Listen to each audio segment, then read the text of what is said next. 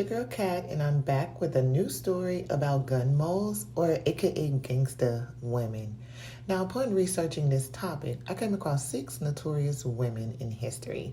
Not sure if that's accurate, but just what I came across. So in this video, we're going to talk about MaBarker, aka Kate Barker, or Rita MaBarker. Her family called her Erie due to the fact that she was born Arizona Donnie Clark. Now, Miss Erie married George Elias Barker in 1892. Now, George and Erie had 4 children. They all were sons. Now, real quick, going back to Erie, aka MaBarker, she was born October 8th, 1873.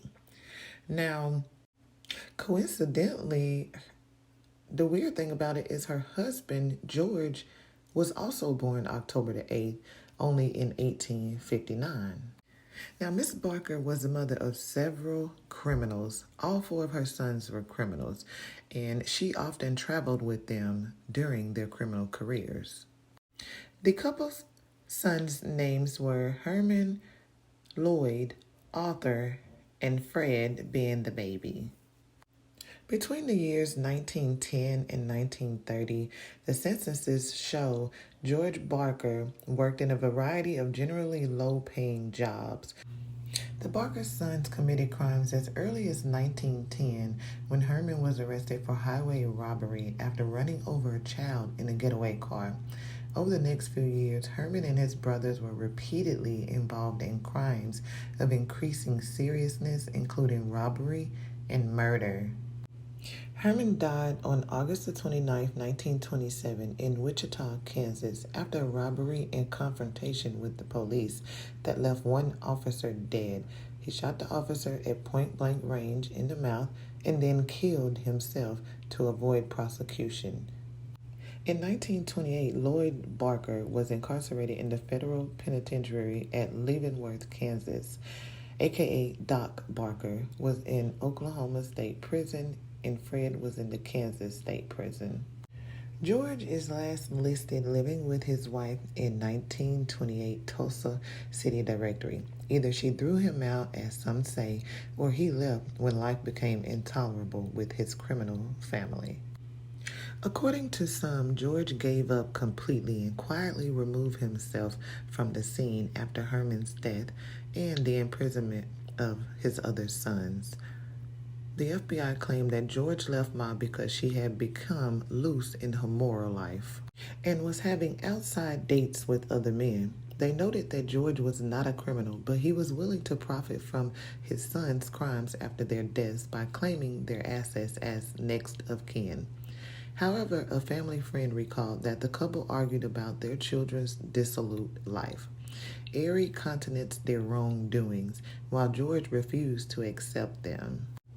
Supposedly, the crunch came when George refused to support Lloyd after his arrest, insisting that he should be punished for his crime. Erie did everything she could to get her sons off, no matter what they had done. From 1928 to 1930, Ma lived miserably in poverty. She lived in a dirt floor shack with no husband, no job, while all her sons were in jail. This may have been when she became loose with local men, as the FBI suggested. By 1930, she was living with a jobless man named Arthur W. Dunlap, sometimes spelled Dunlap. She is described as his wife on the 1930 census of Tulsa, Oklahoma. Things started to improve for her in 1931 after her son Fred was released from jail.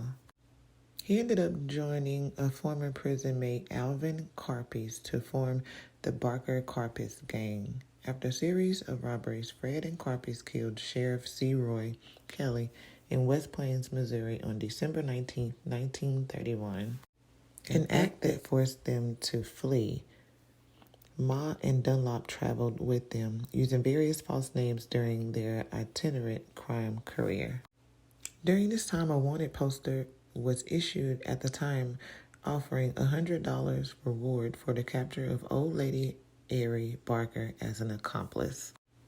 After this was when she was usually known to gang members as Kate. Meanwhile, Ma's common-law husband, Arthur Dunlop, was said to be loose-lipped when drunk, and he was not trusted by members of the gang. Carpus described him as a pain in the ass, actually.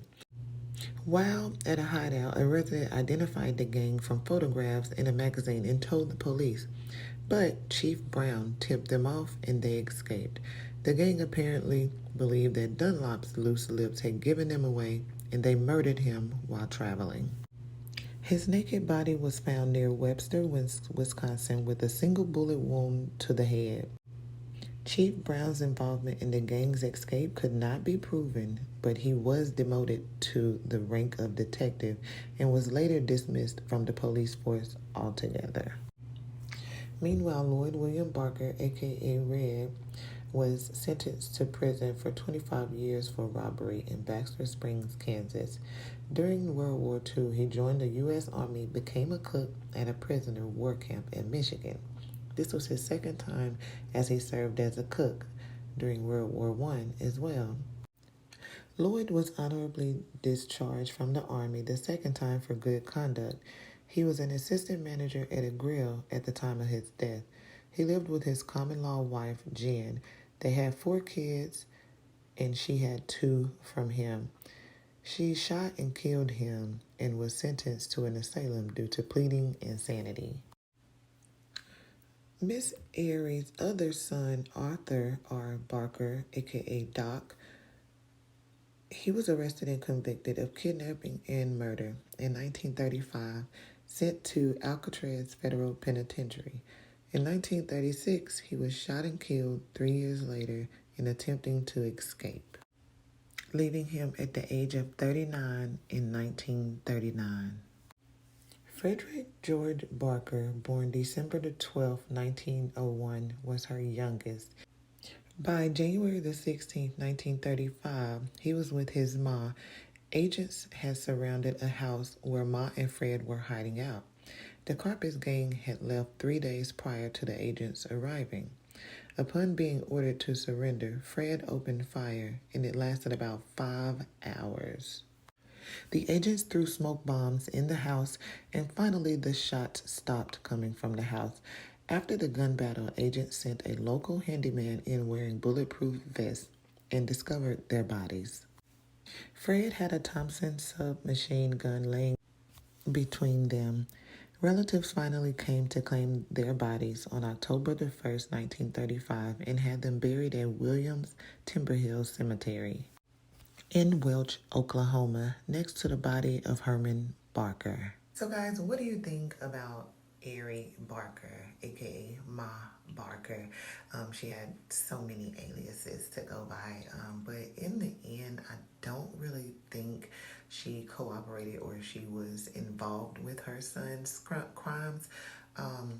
However, she did play a role in protecting them, trying to keep them from harm's way, but didn't really work. So what are your thoughts? Do you think she went too far? Do you think she did what was right as a mom, protecting her children, grown children? Let me know what you think below. Don't forget to like and subscribe, and also hit the notification bell so that you will be notified the next time I drop another video. Thank you if you made it this far. I appreciate your support. Have a blessed day.